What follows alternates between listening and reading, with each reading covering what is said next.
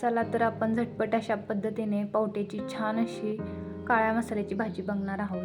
चला तर झटपट अशा पद्धतीने सुरुवात करूया रेसिपीला. चला तर आज आपण या पावट्याच्या शेंगाची मस्त अशी काळ्या मसाल्याची भाजी करणार आहोत. चला तर झटपट अशा पद्धतीने सुरू करूया पावट्याची भाजी बनवायला.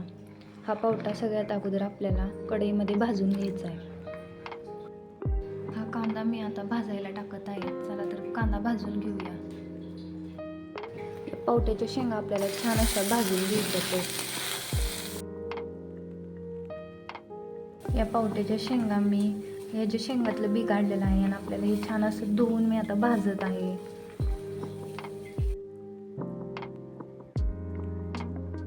आता ही पावट्याची शेंग मी छान अशी भाजून घेतलेली आहे. आपल्याला ही आता थंड होऊ द्यायची आणि छान अशी मिक्सरमधून काढून घ्यायची.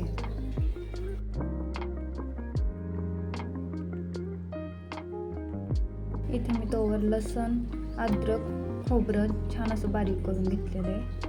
आपल्याला कांदा छान असा भाजून मिक्सरवर बारीक करून घ्यायचा आहे. आता या पावट्याच्या बिया छान अशा गार झालेल्या आहेत. आता या मी मिक्सरवर छान अशा बारीक करून घेते.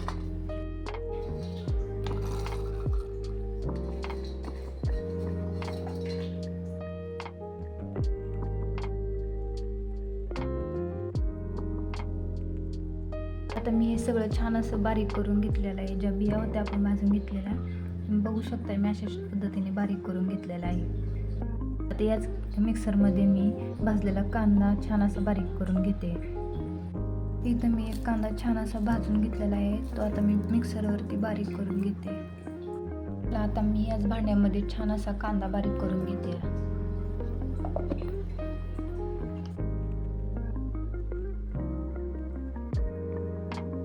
कढईमध्ये मी आता 2 पळी तेल टाकत आहे.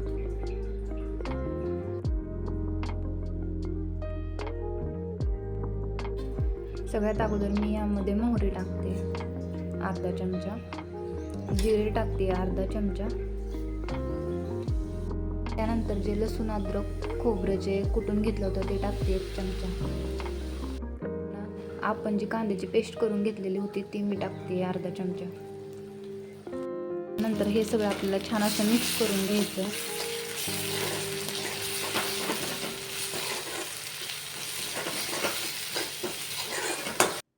त्यानंतर यामध्ये अर्धा चमचा मीठ टाकायचं आहे. 1 चमचा मसाला घालायचा आहे, घरगुती मसाला आहे हा.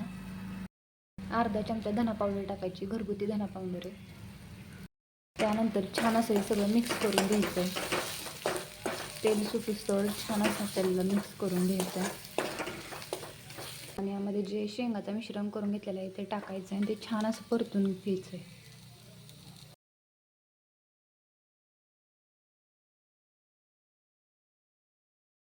हे आता छान असं भाजून घेतलेलं आहे. तर आपल्याला यामध्ये 1 तांब्या आता पाणी ओतायचं आहे. मी यामध्ये 1 तांब्या पाणी ओतत आहे आता.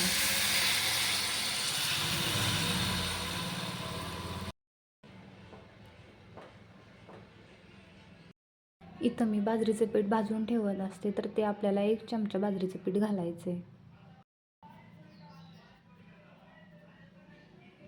आपल्याला छान असं मिक्स करून घ्यायचं आहे.